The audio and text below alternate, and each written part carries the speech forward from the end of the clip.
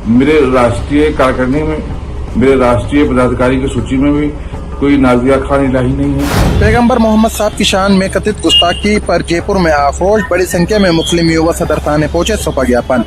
और जो हमारी कौम की आवाज उठाएगा, जो हमारे साथ चलेगा, वो हमारा अपना है, वरना कोई हमारा अपना नहीं है। भाइयों को लेकर साथ इसलिए करना है कि हम सब एक हैं। आवाज दो, आवाज दो। मैंने बताया था ना, इस दौर में एक फैशन बन चुका है। आप जिस धर्म से ताल्लुक रखते हैं उस धर्म के बारे में गंदा बोलिए, उसी धर्म के बारे में आपत्ति जताइए, इतना गंदा और खलीज बोलिए कि आप लगने लगे कि दूसरा पक्ष जो खास तौर पर पसंद किया जाता है जिस चीज को, वो आपको अपनाने लग जाए। कुछ ऐसा ही काम। वैसे तो अपने आप को बीजेपी की प्रवक्ता बताकर कई बड़े न्यूज चैनल पर बैठती रही नाजिया इलाही। वो नाजिया इलाही पैगंबर साहब पर गंदी और घिनौनी टिप्पणी कर देती है। उस टिप्पणी के खिलाफ मुस्लिम समाज एकजुट होता है।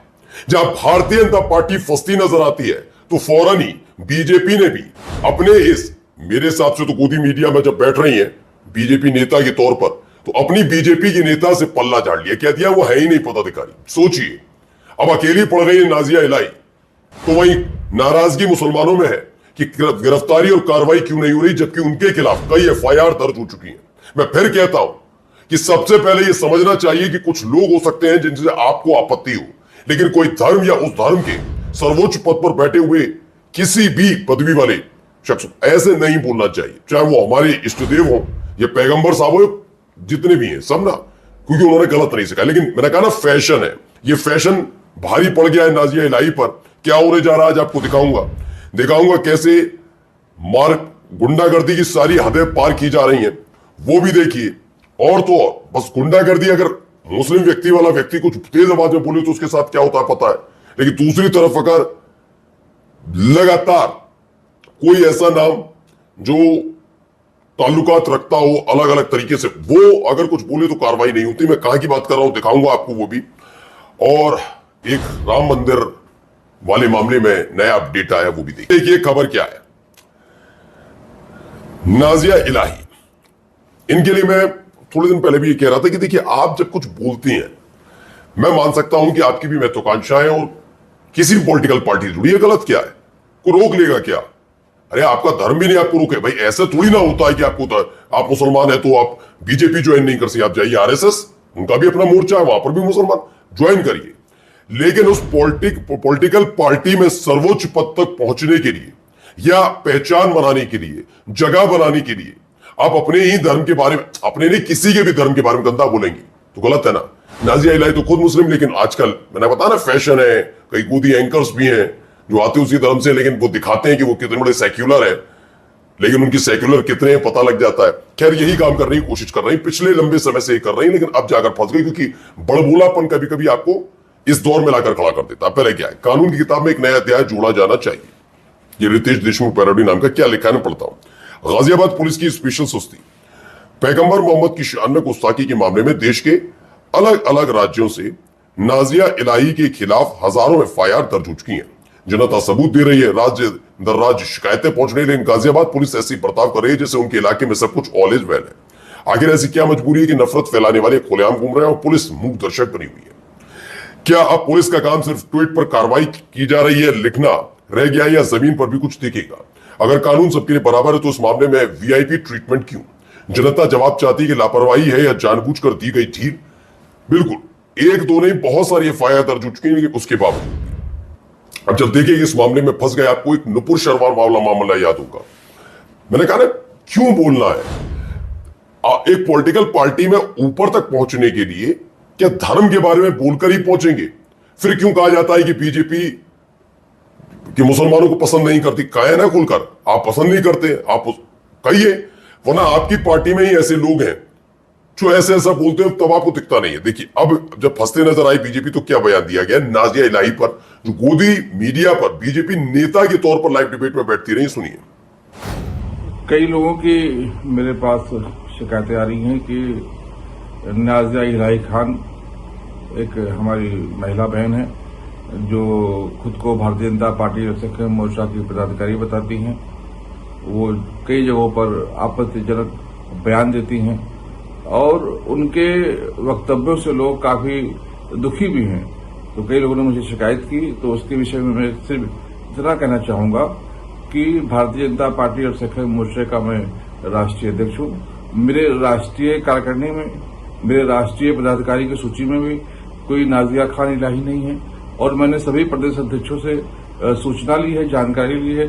सभी प्रदेश अध्यक्षों ने मुझे बताया है कि हमारे प्रदेशों के और सखी मोर्चा में कोई नाजिया खान इलाही का नाम शामिल नहीं है। हमारे पास कोई नाजिया खान इलाही। तो भैया पल्ला झाड़ लिया इन्होंने सीधे सीधे पल्ला झाड़ लिया। ये फिर अपना परिचय दे चुके हैं, लेकिन बता देता हूं उनके बारे में। ये बीजेपी के अल्पसंख्यक मोर्चा के राष्ट्रीय अध्यक्ष जमाल सिद्दीकी है। उनका कहना है कि उनके मोर्चा में नाजिया इलाही खान नाम की कोई महिला पदाधिकारी नहीं है। अगर कोई महिला बीजेपी का नाम लेकर ऐसा करती है तो वो झूठ बोल रहे हैं। नाजिया मोहम्मद साहब पर की गई टिप्पणियों की वजह से विवादों में है। तो सवाल यह है कि इतने दिनों से जमाल सिद्दीकी, इतने दिनों से बीजेपी का पूरा खेमा क्या कर रहा था, जब गोदी मीडिया में बैठकर वो इंटरव्यूज या बाइट या फिर जो डिबेट होती थी उसमें शामिल होते थे। जब वो होती थी तब कर क्या रहे थे आप लोग? आपको ये पता ही नहीं चल पाया। आप ही की छत्र छाया में रहने वाली गोदी मीडिया में वो महिला बैठती हैं चैनल्स पर आपकी पार्टी का नाम लेकर। अब जाकर याद आ रहा, क्योंकि आप फंसते नजर आ रहे हैं। आप इस मामले में नहीं फंसते तो सब कुछ चंगा से चल रहा होता, और एक हो सकता था कि नाजिया इलाही खान को किसी दिन बड़े पद पर पहुंचा दिया जाता, क्योंकि जिसके लिए छटपटा रही। पर ऐसे बयान क्या देने की जरूरत है? अब देखिए, लोगों में नाराजगी भी है इसको लेकर। मेरा मानना है नाराजगी गलत नहीं है। मेरे हृदय भगवान श्री राम, भगवान श्री कृष्ण, हनुमान बाबा, मैं सबको बताता हूं, जितने भी हमारे देवी देवता हैं उनके बारे में अगर कोई भी गलत बोलेगा तो मैं इसी मंच पर बैठकर ऐसे ही विरोध करूंगा। किसी की इतनी हिम्मत नहीं होनी चाहिए। हाँ, पर्टिकुलर लोगों से आपकी दिक्कत हो सकती है, लेकिन उनकी धर्म से दिक्कत कैसे हो सकती है? ठीक है ना? अब जरा सुनिए।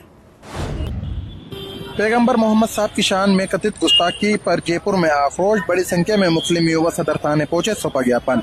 नाजिया इलाही के खिलाफ कानूनी कार्रवाई की मांग, धार्मिक भावनाएं हाथ करने के आरोप में शिकायत दर्ज कराने की मांग, कार्रवाई नहीं करने पर बड़े आंदोलन की चेतावनी, मुस्लिम समाज को लेकर आपत्तिजनक टिप्पणियां करने का आरोप, सोशल मीडिया। तो खबर आई है निकल के, जयपुर में पैगंबर मोहम्मद साहब की शान में कथित आपत्तिजनक टिप्पणियों के विरोध में बड़ी संख्या में मुस्लिम समाज के लोग सदर थाने पहुंचे और नाजिया इलाही के खिलाफ सख्त कानूनी कार्रवाई की मांग करते हुए ज्ञापन सौंपा। प्रदर्शनकारियों का आरोप है कि सोशल मीडिया और सार्वजनिक बयानों के माध्यम से धार्मिक भावनाओं को आहत किया गया है। चेतावनी दी गई, यदि जल्द कानूनी कार्रवाई नहीं हुई तो व्यापक आंदोलन किया जाएगा। आप सोचिए, तो फिर कहते हैं कि एक देश दो विधान शब्द का इस्तेमाल मैं क्यों करता हूं?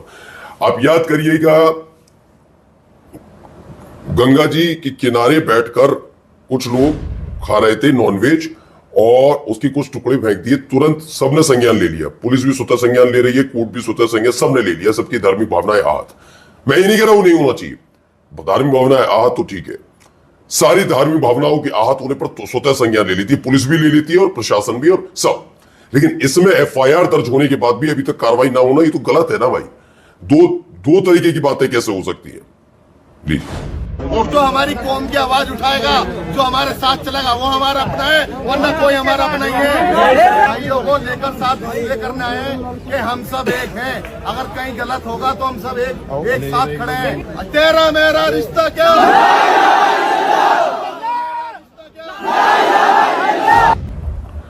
अब देखिए, इसमें हर तरफ नाराजगी लोगों में बस यही है कि वो कार्रवाई का जिक्र कर रहा है। हर एक मुसलमान सिर्फ कार्रवाई का जिक्र करता हुआ नजर आ रहा है। और जरा देखिए यहां क्या हो रहा है, जरा देखिए नारेबाजी। आवाज दो, आवाज दो, आवाज दो। पुलिस प्रशासन मुर्दाबाद, पुलिस प्रशासन मुर्दाबाद।